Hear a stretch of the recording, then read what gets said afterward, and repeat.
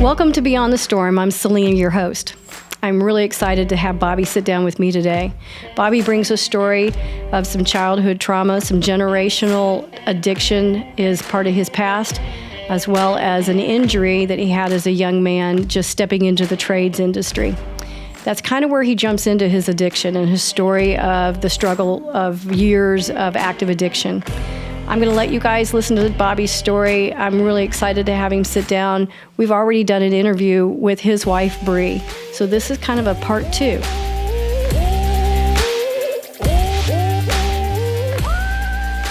Thanks, Bobby, for being here today. Thank you for having me. Yeah, I'm excited to have you sit down. I know that you and Bree are doing some pretty amazing things. But let's go back and let's talk about where your childhood and some of the generational addiction that you shared with me. Let's jump in there. So I grew up here. You know, my mother had me at a very young age. And here is in the Kansas City area, yes, Lee Summit. Yep. So my mom was 15 when she got pregnant with me. They were young. After a couple years, my mother struggled with some addiction with meth. And she struggled with that for a few years. She got clean when I was at a young age, and she's been clean since. But my father, alcoholism, pills, my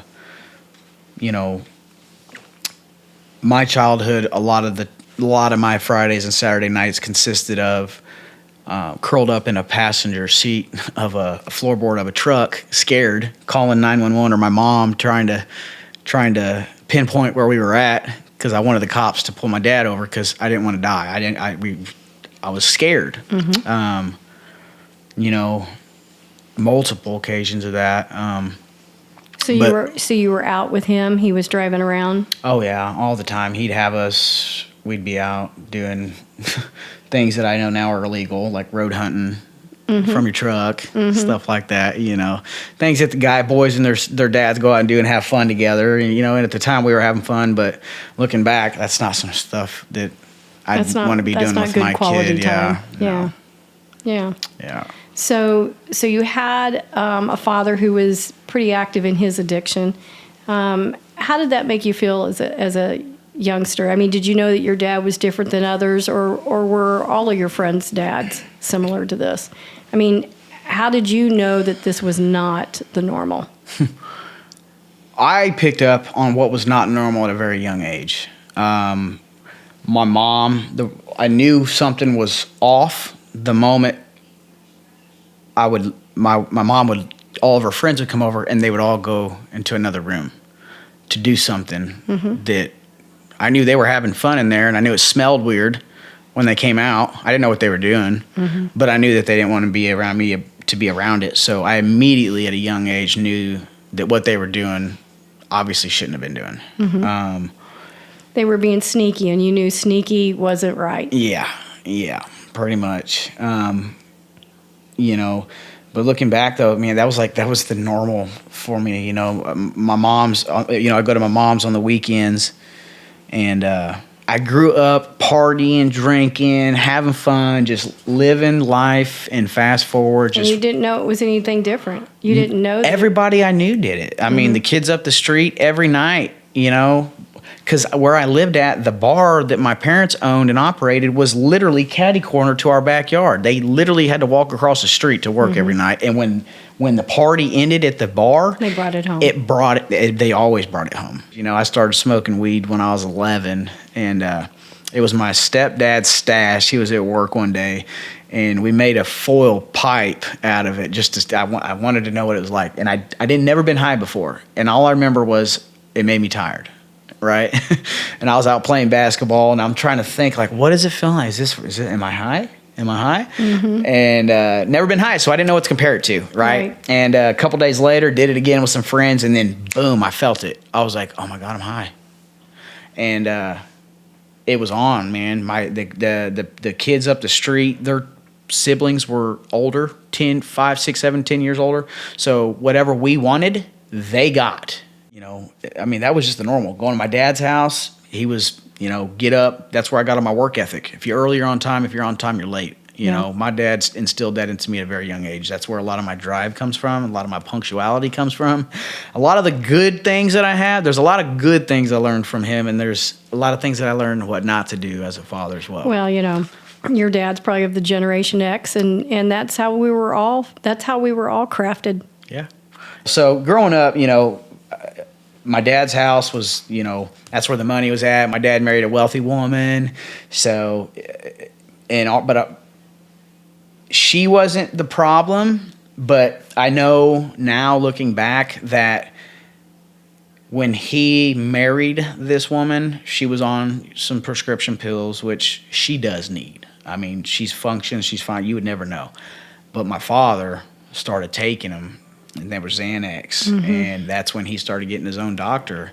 And I knew right then and there when my dad had a problem, because I would pick him up from work, and his eyes would just be like you could just tell he was on something. You know, high school, just normal party with your friends. I wasn't an addict. I despised needles. You know, my aunt on my mom's side of the family struggled with addiction. I got to witness that at a very young age. Needle, meth, stealing from the family. My grandparents owned a laundromat. We got her on camera just busting all the change quarters out of the machine, just coming in and just taking them all just so she can go get high. Right. And I remember that too. But so it sounds like your childhood had a little bit of everything dealing with addiction, whether it be pills, meth, heroin, you know, all of the above. Everywhere I looked. So talk to me about a little bit after your high school years. You mentioned that you had an injury. Yeah, so when I got out of high school, the girl that I was with in high school, we ended up getting a place together. And I had just got done working 12-hour shift. And what were you doing? What kind of work were you in? So when I got out of high school, I joined the sheet metal union, Local 2 in Kansas City. Did an apprenticeship there. That's where I got a lot of my metal skills for what I do today. But so I started that journey, that career, and no more than a year or two into it, when I went into work and was just working, and the sheet metal roll I was using, grabbed the roll, sucked my finger in, and it degloved it. Well, that was immediately the beginning of, I used to say, the worst years of my life, but now I'm no longer ashamed of the person I was. I'm ashamed of some of the things that I did, but during those things have shaped and turned me into the man that I am today. Okay. So you dealt with, you had an injury, and that was probably your stepping into opiates at that point.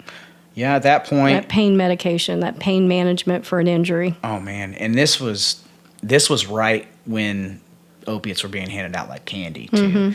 So I got in the game. Well, when I got in the game, there was a dirty doctor.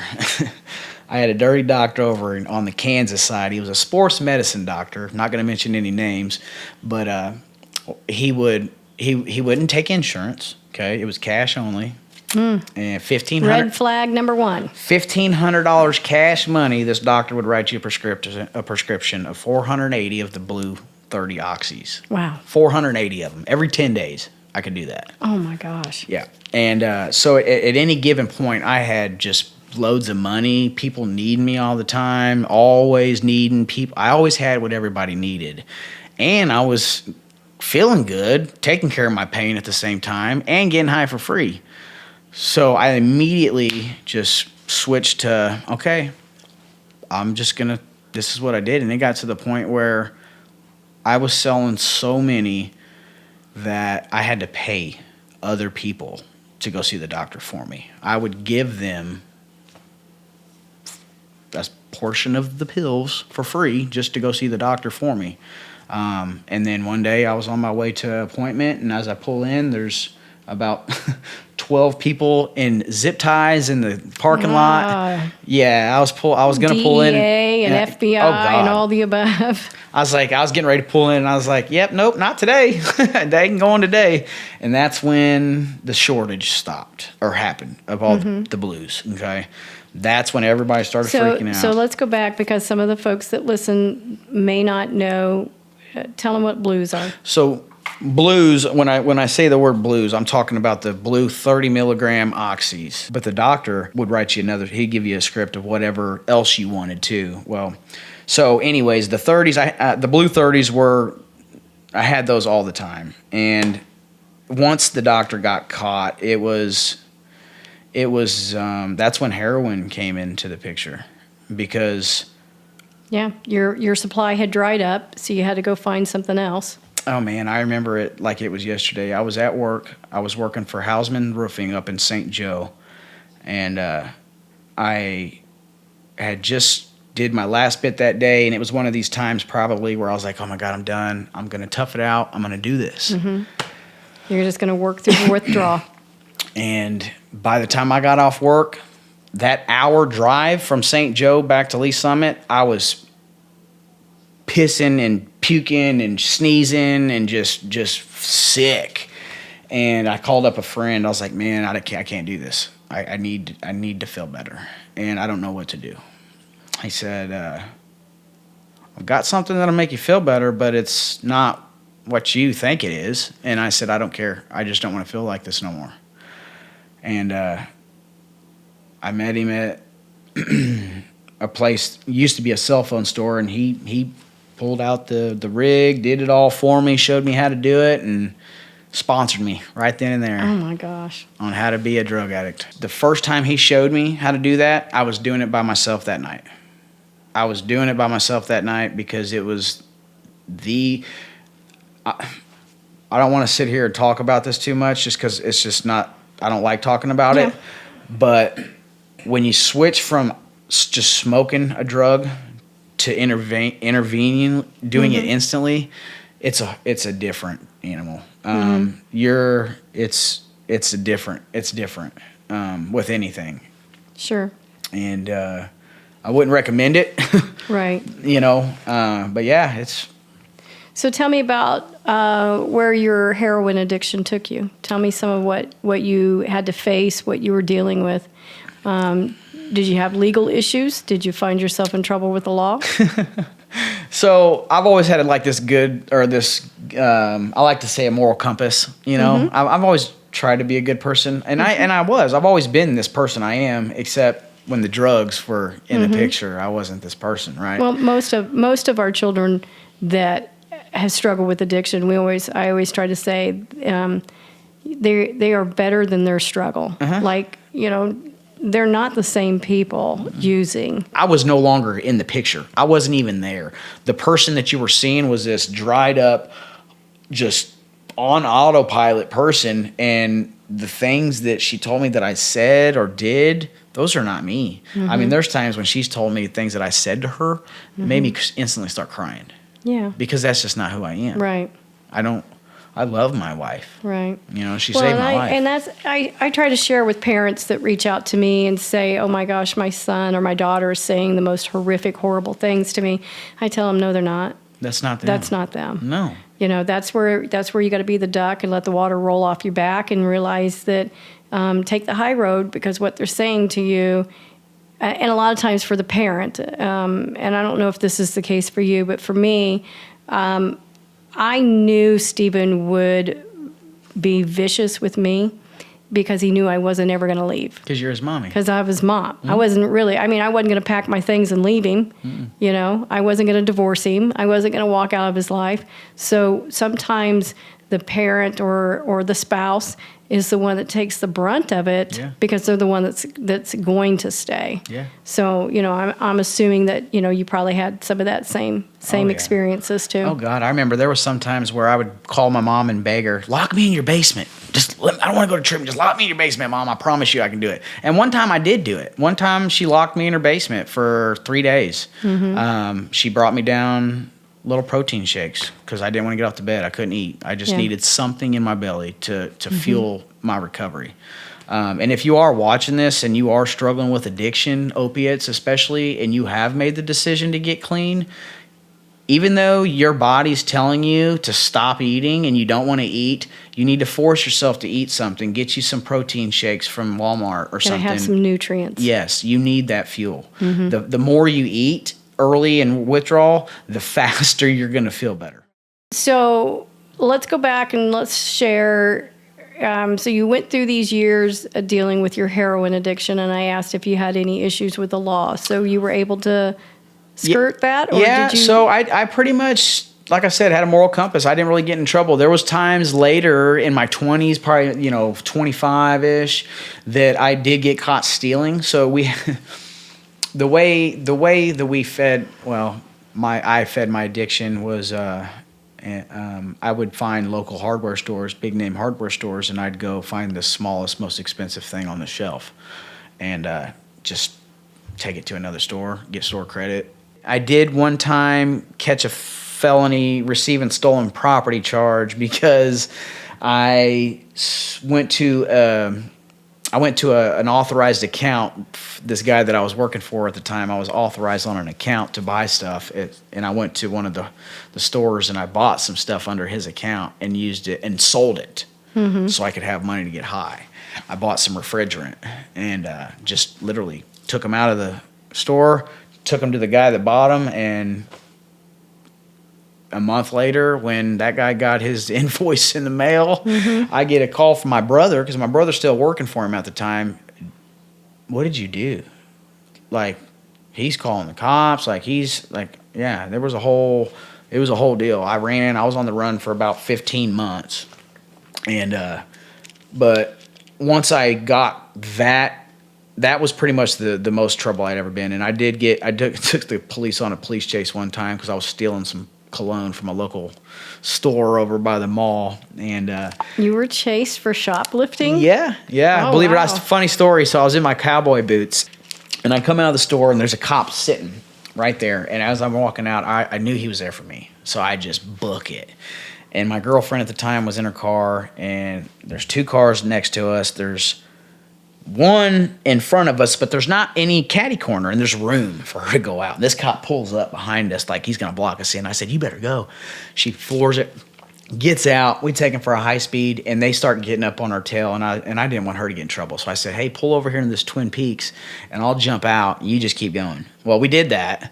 And I'm in cowboy boots. I jump out. I'm running and running and running. This cop jumps out and chases me, and I take him on a little wild goose chase around these cars in this parking lot. And I'm just in cowboy boots. Everybody at Twin Peaks is just, yeah, just going, And then I was running. All of a sudden, my legs just give out. And then next thing you know, this cop jumps on top of me and just tases me, and it was in the parking lot of Twin Peaks. Yeah, I'm sorry. I've eaten at Twin Peaks. It's got a little outside patio. I'm sure they were all like... Yep. I go in there. I'm like, "You guys remember the time when the guy was running from the cop? That was me." And they're like, "No way." Yeah. Because I'll be doing business meetings in there and stuff with guys, and they're like, "You've come a long way." So jump forward 15 years, I could get deep into the ugly part, but we all know what that looks like. 15 years. Yeah, 15 years. 15 years. Yep. Started in... and did you stay working during that 15 years? Yeah. Yeah. Even when I didn't have a job or I was unemployable, I still would go out every day and walk neighborhoods, clean gutters. I had a $200 a day quote. I had to make $200 a day to stay well. That was my drug habit. It was $200 per day. That was what it was in the beginning. But yeah, so... And mind, $200 a day for the drugs. For the drug. Not to eat, not nothing else. That's just to stay well. That's not to be high. That's just so I can function and go out and keep making money. That's how it was. That's a lot of hustle. Yeah. So fast forward, I get to a point in life, and I'm like, okay, I've had enough. So I go to treatment up here at a local detox in a treatment that's right next door called Heartland here in Kansas City. And I'm in there, and this lady comes in. I'm about probably halfway through my 30-day treatment. She goes, "Hey, there's this farm down south that's like a 12-month program intensive deal. It's on a farm down in Warsaw. Would you be interested in going?" And at the time, my buddy and I were getting clean together. Like, I went in, we lived a couple streets away. We were doing research chemicals together. I went in, 2 days later, he's in. I'm like, hey man, come over next door. We're at treatment. We can be buddies. And we did this whole thing. We go to treatment. Well, they always say you need a support system. So, and it worked at the time. It fed its purpose. Is he clean today? No. Did I stay clean after that either? No. Did that lead us to the lie flat situation? Yes. So I do this program. We do this program. Me and him do this program. And so you go down to Warsaw. Yep, go down to Warsaw, and that's when COVID was getting big. So they're like, well, they come in and they said, in this program we're in, they're like, well, we got to ship all you guys back up to the city.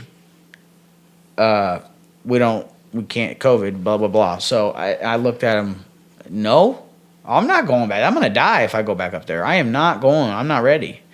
So I did what I knew best. And, I go to church, and there was a group called Celebrate Recovery one night, and I went to a Celebrate Recovery meeting at the local church, and I just broke down, and I just talked. And by the end of that meeting, a guy that owned an RV park, a guy that owned an asphalt company, and a guy that owned the trailer, something else. They all teamed up. I got a house to stay in while I was down there. I got a job to work while I was down there. It all led into getting a lake house that I remodeled and ended up staying in. Stayed clean for probably, I don't know, honestly, probably a good 6 to 9 months. And then Christmas rolls around. I come up to the city, see my kids for the holidays. And at this point, everybody that gets clean, I tell people, do not do this now. When people get clean, everybody wants to go immediately start making amends. I'm sorry, forgive me. Right. Oh, no, do not do that. Right. Especially in your first year, the living amends, staying clean is the best. You need to be selfish. Yes. You need to be selfish and put it all into you. Yes. So anyways, I come up here. I said, I'm trying to get my son to come down and see my house. He's like, Dad, I'm going to go see it. So I tell his mom, hey, I want to take Brody, down to see the lake. No, you're not. And at that point in time, I was still immature a little bit, and I did what we all do. Well, I'm going to show you, whatever. I didn't get my way. So on our way back home, I lied or manipulated my girlfriend at the time, told her I had to stop and pay a guy for a concrete job he did for me. No, I was stopping to get drugs because I just wanted to get high. I was at that point being told no after what I thought was so much work at the time, which it was. Well, you wanted credit for what you'd put into it. Right. And they weren't ready to give you that credit. No. And it pissed you off. Mm-hmm. And it ended up killing me because I got some drugs that were laced with fentanyl, went down there and went back to my lake house and tried to do it secretly and end up falling out, I overdosed a couple times. My girlfriend at the time had no idea, never experienced this, never been with a guy, never been with a drug addict. And I was clean the whole first few months of our relationship, and we were going to get married, and we were going to do all this stuff. And all of a sudden, bam, here's this drugged up person that she doesn't know, and I'm just passed out by my bed. And it was just, she got to the point where she's like, yeah, I don't want none of this. So, but one night I used and overdosed and went to the local hospital down there in Sedalia one night. And came back. They just Narcaned me, released me. So how'd you get there? Somebody take you? Ambulance. So walk us through when you say you overdosed and an ambulance had to take you. Somebody found you? No, I did it in front of everybody. I had gotten high and it slowly came on, and then it was okay, he's not breathing. So my girlfriend called 911. She was, doing CPR, and they Narcaned me, and I woke up ready to go, pissed off because they just reversed my high. Right. And anybody that's a heroin or a fentanyl you addict go straight into withdrawals. knows exactly what I'm talking about. Mm-hmm.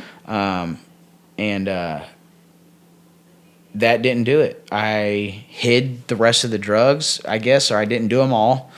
And the next morning, after dealing with all that the night before, overdose in hospital, come home, get up, go to the bathroom, find him again, and did it again. And did it again.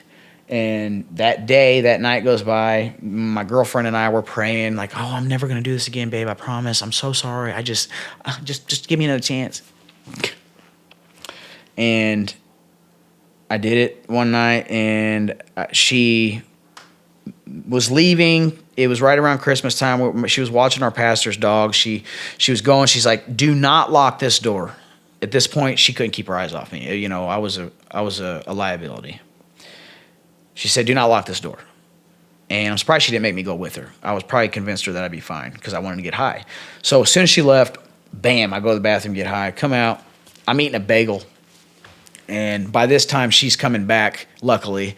And as I'm eating this bagel, it gets stuck in my throat. And I'm already barely breathing because I'm high. And I just lose consciousness and just, bam, fall back. And I remember just busting my head wide open on the stove. And I thought I died. I remember to this day being in my head thinking, I didn't tell nobody bye. That's what I said to myself. I didn't tell anybody bye. And next thing I know, I'm being woke up, ripping out IVs and stuff on the bed because they had to life flight me because I was unresponsive. They had to life flight me from the Lake of the Ozarks to Kansas City in a helicopter, 45-minute helicopter ride. And when we got to research, I was on life support for 3 days.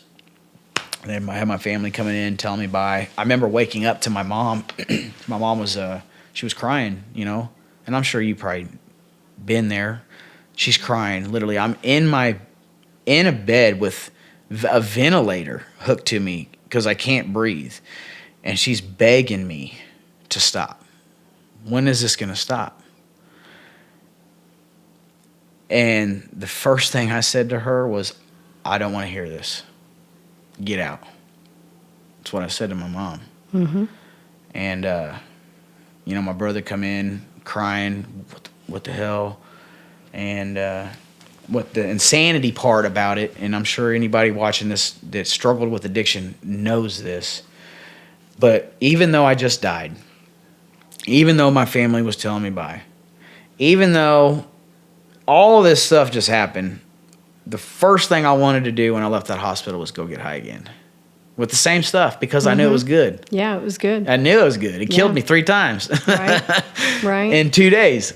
Well, and that's I'm hearing this and I'm seeing it from the other perspective of the parent because same thing with my son Stephen. He would be irritated that because we overreacted. Mm-hmm. We're the ones overreacting. Oh yeah. Like listen, I'm getting high, man. This is some good shit, and you're interrupting my high. I just died, but it's cool. Right, it's cool. Yeah, I need to get some more of that. Yeah. And I'm being very flippant about it, but that's the grip. Yeah. That's the grip.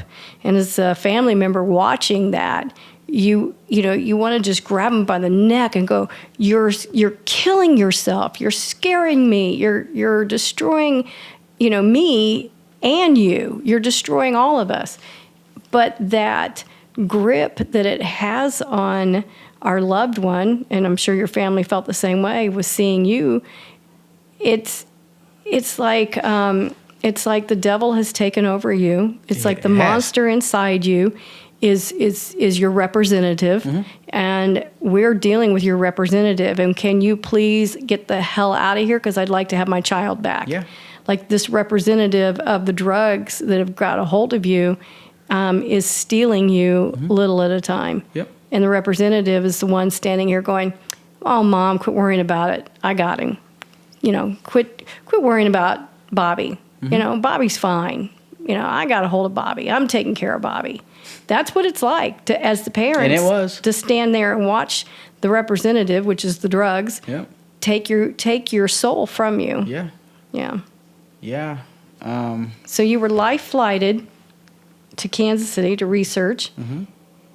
and your family got that call, and they came to the hospital, and it's kind of bizarre for me as the parent, looking at my son when he did the same similar incident, that how can you not know how close you came to dying? How can you not see how serious this is? I knew how close I came to dying. I wanted to come to that was just the closer I got to death, the higher I got, the closer I got to death, the better my high was.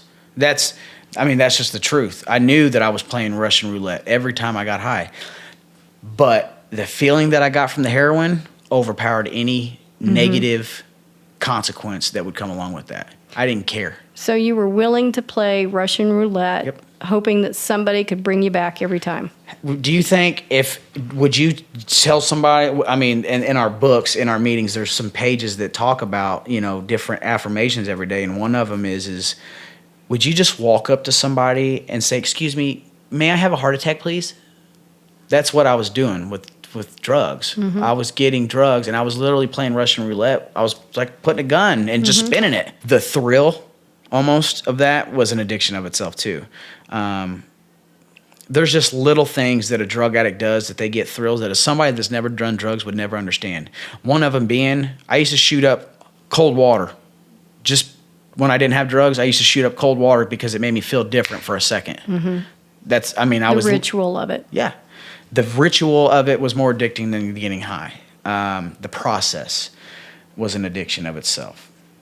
But yeah, man, it's crazy, so the insanity. How do you deal with today the triggers that took you back then, that would grab a hold of you? So the triggers that I have today look a lot different than the triggers that I may have had years ago when I got clean. Because if you were to ask me right now, what's different between this clean Bobby and what's different between those clean Bobbies, is this clean Bobby has flipped that switch. I don't want to get high. I don't want to change who I am. I don't want to change the way I'm feeling, because I have built a life today worth staying clean for. And that's one thing too that I can say I struggle with, is I would always get some clean time and relapse because I would never have anything to amount to any of the work that I was putting in. And it was so easy to just say, fuck it, when something would go wrong, or I didn't get my way, or this, and that, because I didn't have nothing to lose. Right. Everything was already gone. Right. Until I met my wife. And I'm sure as people who are listening to this, whether they be the person who struggled with addiction, or the parent side of it, or the loved one side of it, I think being able to dissect your story or other people's story and talk about what was the driving factor, or what was the grip that kept you in it. I think for us listening to that, it helps us understand how you're powerless to that. I'll tell you right now that if there wasn't a withdrawal window coming off of heroin, I would have stopped a long time ago. The only reason that I kept going as long as I did is because A, I either couldn't get past 24 hours, B, if I did get past 24 hours, I maybe got to 60 or 90 or to 30 days and then decided that I was cured enough to where I could handle it. My mindset shifted at a different age, I guess, or a different. You'd had enough. Yeah, I mean, there's a time when a man is just immature, doesn't have anything worth, I guess, living or holding themselves accountable or presenting themselves in a way. When a man truly changes and wants to be a different person, they're going to put in the work. Mm-hmm. They're going to dig deep. They're going to work the steps that they talk about. The steps I'm talking about are 12 steps. And I don't care what 12-step there's multiple. There's not just Narcotics Anonymous. There's not just AA. There's Cocaine Anonymous. There's Methamphetamine Anonymous. There's Sex Anonymous. There's Gambling Anonymous. There's any type of addiction. I mean, there's meetings everywhere you go. Mm-hmm. Do you remember the last time you went through withdrawals? The last withdrawals that I went through are different than the withdrawals that I'm talking to you about, because when I got with her was right in the beginning, or right before I met my wife is when I started messing with fentanyl. Okay. That heroin addiction switched to a fentanyl addiction because now I found something that gets me even higher and costs a lot less money. But the withdrawals, though, that I dealt with this last time were different. It's a different type of withdrawal. There's different. There's one time I would get clean and get on Suboxone or get on methadone or get on something else. And at the time, I am all for medicated assisted treatment. It saved my life, saved my wife's life, saves a lot of people's lives. And the reason I say that is because a person like me that can't go a day without getting high, and I need something that's going to help kickstart that, give me enough length of clarity to maybe work some steps, right? And figure out why I do what I do. Because a dead addict can't work steps. A dead addict can't fix relationships. The programs that have been here for years are getting outdated. Yes, and they're not effective. No, and I, I was in a meeting the other day, a couple weeks ago, and this guy, this old timer, he's like an NA Nazi, whatever. I was talking about MAT and how I supported it, and he shut me down. We do not support MAT in this meeting, right? And I was like, okay, all right. Well, I'm going to talk about my recovery then and my experience with it. I'm not going to promote nothing, and because, like my wife said, complete abstinence is the goal. That is the end goal. Okay.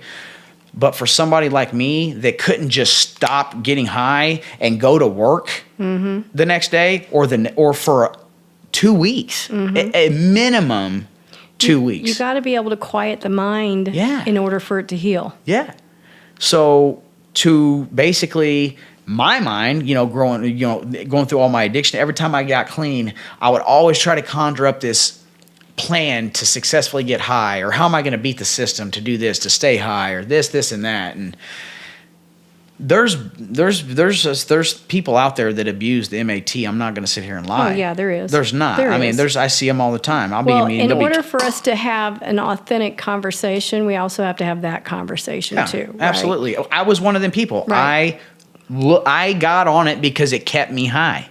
It gave me that feeling that opiates did, but I wasn't getting all the negative consequences. I could go work a job. I could go be normal, and not worry about getting my next fix, Well, it took the drive for the hustle away. It did. And it blocked my spiritual connection too with my higher power. It was when I was on it, it was like somebody was putting a sheet up. I couldn't relate. I couldn't emotionally relate with people. I couldn't spiritually relate with people. I couldn't personally get on that personal level with people because my mind was just so closed off that I didn't know how, and the medicine is what it did. It saved my life. It gave me that kickstart to work some steps, and then it served its purpose. And then I had to do away with it. So how did you come off of Matt? Well, the way I got off of Matt was I had to go do a few days in jail, and they don't give you Suboxone in jail. You go to prison, they do. They'll give you methadone in prison, but they won't give it to you in detox or in county. I know that you've got a not-for-profit going on, so let's step into that. So, matter of fact, what's today? The 8th. Yesterday, I celebrated 2.5 years clean. Awesome. 30 months. Congratulations. On the 7th, yeah. And today, where I'm at today, first off, I had to get a sponsor. Okay, I had to find a guy that had what I wanted. I had to find a guy that had worked the steps, has some years clean, and knows what he's doing. Not the your buddy at your sober house, not your bunkie at the sober house. That's not who you need to ask to be your sponsor. You need to ask somebody who's got what you want and is going to make you do the work. It's going to hold you accountable. Exactly. Exactly. And so I did that. I got a sponsor. I found one that I liked, This man, he's in the same industry I'm in. He's got 15 years. I mean, we go golfing every Saturday, every Saturday morning we golf at That's Unity, awesome. different golf courses. I never golfed in my life until I got clean. Now I love it. Yeah, my wife hates it. I love it. Yeah, but you replaced, you put something healthy in your life. Yeah. You know, we talked earlier about needing hobbies, you know, replacing that negative behavior with a positive behavior. Yeah, when I first got clean, well, not first, but when this length of sobriety, I knew that I had to get a project of some kind. And when we first met, we were living in a little single wide trailer, you know, in a little shed out back with our storage. Like I didn't have room to run a business. I didn't have room to grow. I didn't have room to do nothing. So, you know, we started off there, and it just, every choice that I make revolves around my sobriety today. Like, if it's not going to benefit me in 30 years, or if it's gonna take away my clean time, I don't want it.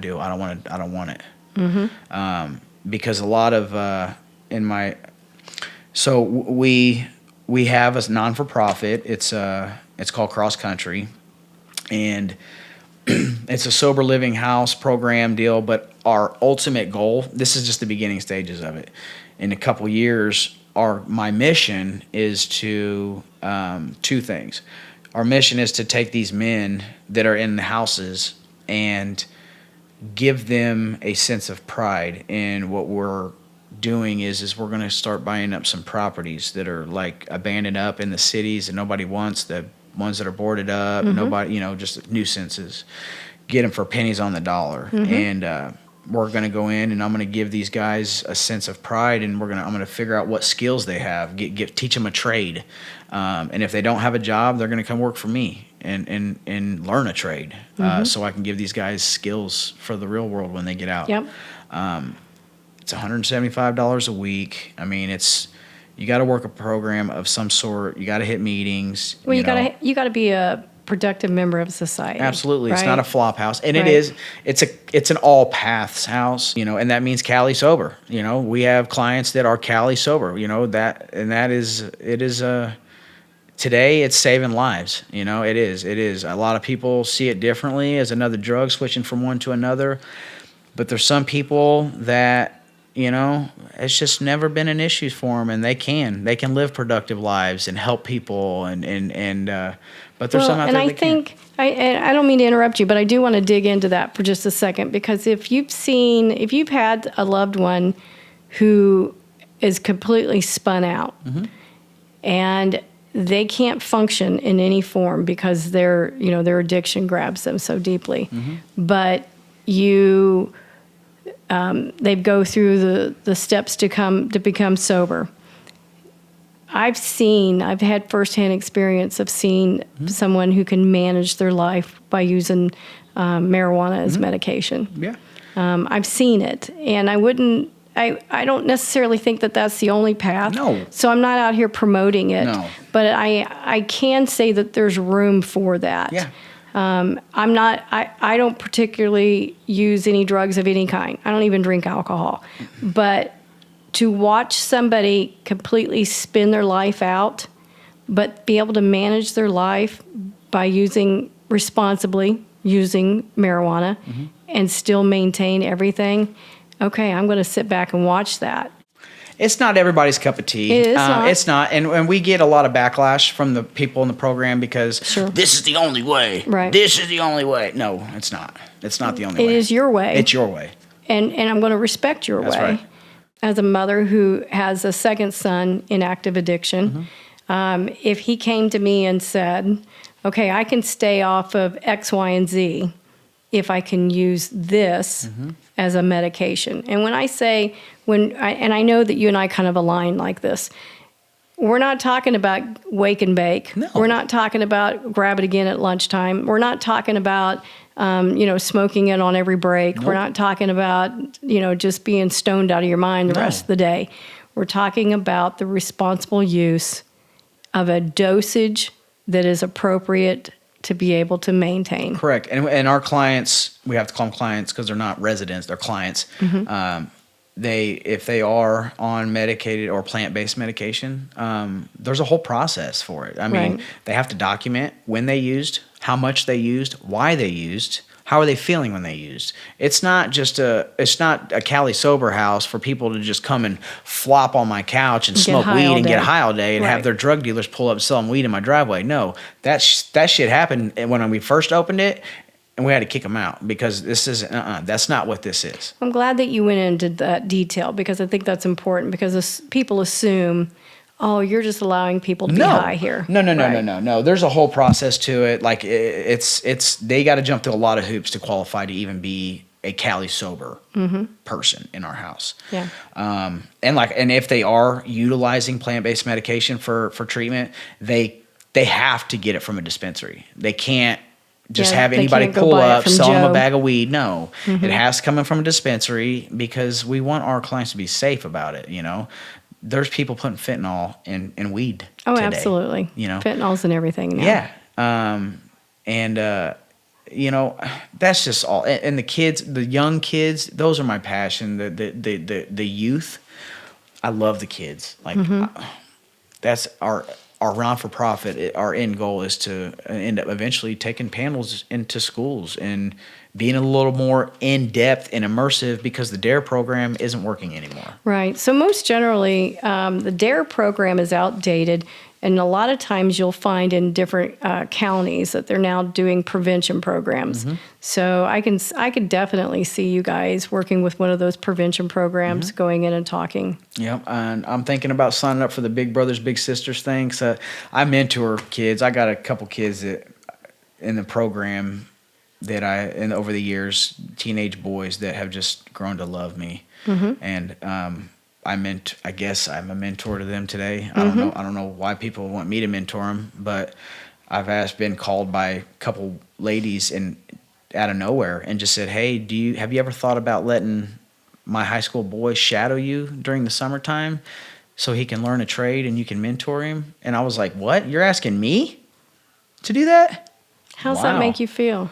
It made me cry. Yeah. It did. I didn't know whether I was crying because they were asking me to do it or if I was crying because he wanted to learn how to do HVAC. Yeah. I couldn't figure out why I was crying when she asked me that.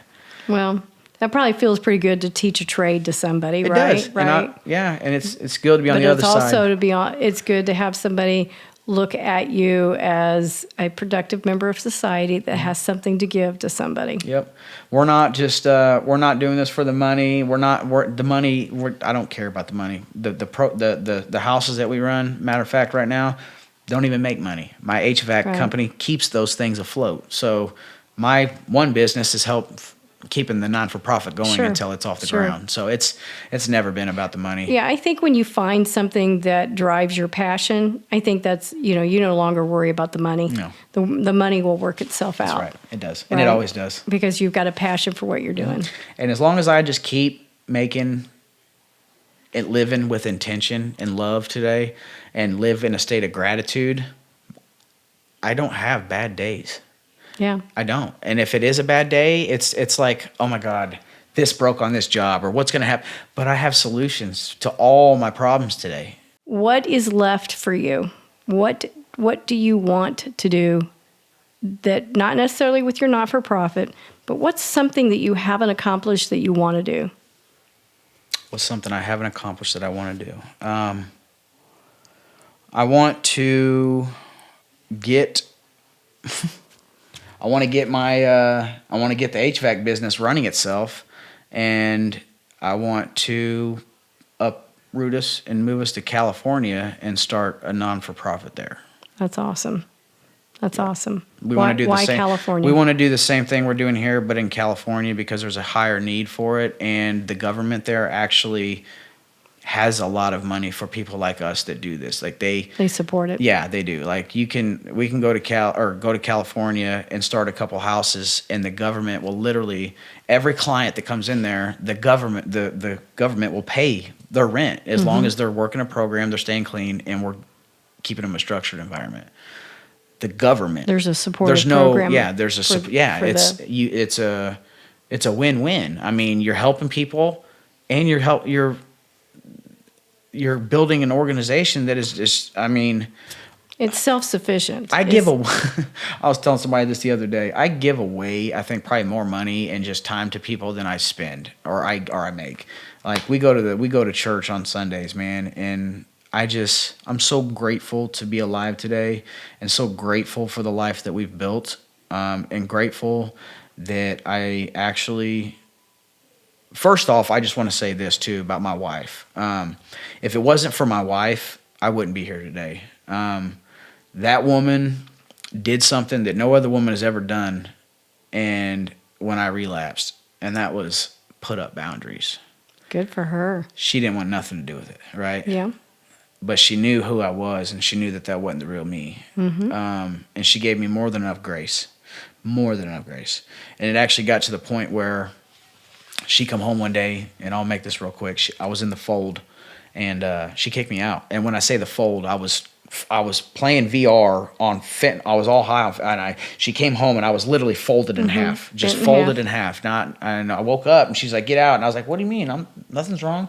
Like I wasn't just nodded out. Right. You know what I mean? I always love how somebody who's that high, bent over. What are you talking about? Yeah. Dude, you're the only one that doesn't know how high you are.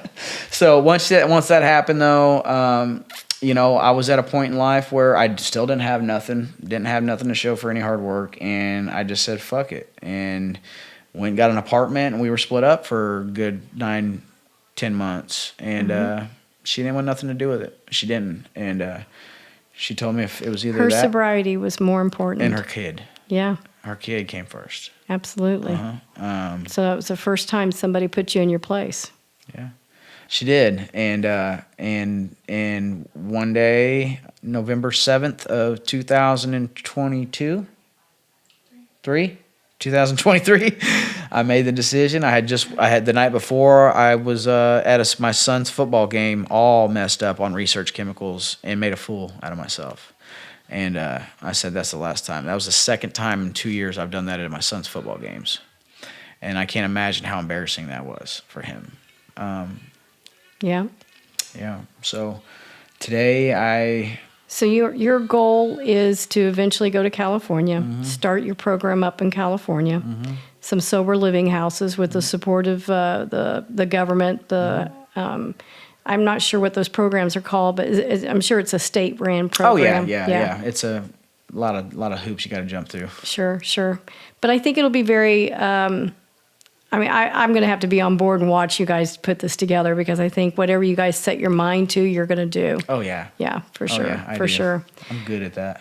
Well, I so appreciate you sitting down and talking with me. I enjoyed talking with Bree and then hearing your story as well. You want to share with me your social media? Yeah. So my social media is Bobby Cross on Facebook. Our Cross Kuntry on Facebook is Cross Kuntry KC. We have a TikTok channel. It's called Cross KC, all capital letters, CROSS KC. And we have a podcast as well called Cross Talk. Funny story behind that. There's a little rule in Narcotics Anonymous and AA. Can't cross talk. Can't cross talk. It's funny how our last name just happened to be Cross. I have to admit, when I seen that the first time, because I caught you guys on TikTok, I went, cross talk. That's what you're not supposed to do in meetings. Exactly. You know? And that's what we're doing. We're bringing up stuff that they wouldn't want us to talk about. And that's exactly. It's just funny. It's just funny how little bit of snarky little feedback. I like it. I'm a little snarky, so I actually caught it the first time. I went, I wonder if that's what they mean. Yeah, it's exactly what it was. And then when I was like, oh yeah, that's exactly what they mean. Yep. So that was cute. That was cute. Well, again, thank you for joining me today. I so appreciated your story. Okay, guys, thank you so much for joining us and listening to our stories today. Bobby and Bree both had amazing stories. And what I really want everyone to understand is, even though the wind may be blowing, our voices have to be stronger, have to be louder, because we all have to rise above.